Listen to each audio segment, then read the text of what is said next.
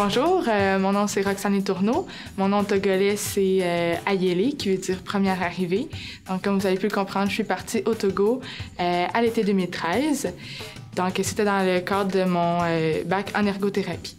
En fait, j'ai décidé de partir en stage à l'international simplement par curiosité. Moi, je suis une personne très curieuse, puis j'aime voir comment les gens vivent ailleurs, comment les choses se font ailleurs. Puis j'aime encore plus m'immerger justement dans ce ailleurs-là avec les gens de là-bas. Au début, j'étais seule, donc j'ai pas eu le choix de me débrouiller par moi-même. Ça m'a appris justement à me faire confiance, puis j'ai une meilleure connaissance de moi là maintenant. Au niveau professionnel, en ergothérapie, on fait beaucoup de liens entre la personne, l'environnement, puis ses occupations, ses activités au quotidien. Puis moi, j'ai remarqué justement en allant vivre dans un autre pays pendant un petit bout que l'environnement culturel, ça a vraiment une grande influence sur la personne, comment elle agit dans son environnement, ses occupations. Donc, dans un niveau moindre, c'est sûr, on peut faire un parallèle un peu ici.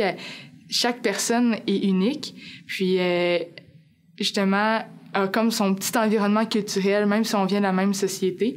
Donc ça m'a fait réaliser à quel point il faut prendre la personne dans sa globalité, de voir ses attentes, ses valeurs, ses besoins qui sont différents des nôtres, puis il faut voir ça avec elle en thérapie. Ben, je dirais que le stage en soi, c'est un élément marquant au grand complet, mais je peux quand même vous raconter une anecdote qui est précieuse pour moi. J'étais assise une journée, il faisait beau, j'étais assise avec maman Chouchou, qui est une des mamans qui est responsable de l'orphelinat, et on attendait les garçons qui revenaient de l'école. Puis moi, dans ma tête, je me disais, bon, faut que je réfléchisse à qu'est-ce que je vais faire avec les enfants quand ils vont revenir, comment je préfère me rendre utile, tout ça.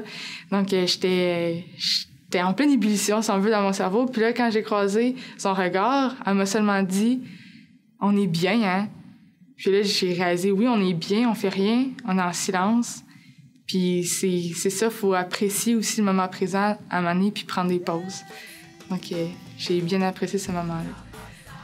Le conseil que je donnerais, ce serait vraiment de partir sans se faire d'attente précise, de garder l'esprit ouvert à tout ce qui peut se présenter à nous, puis aussi d'accepter de se laisser surprendre là, par les gens, par les situations qui vont se présenter, mais aussi de se laisser surprendre par soi-même.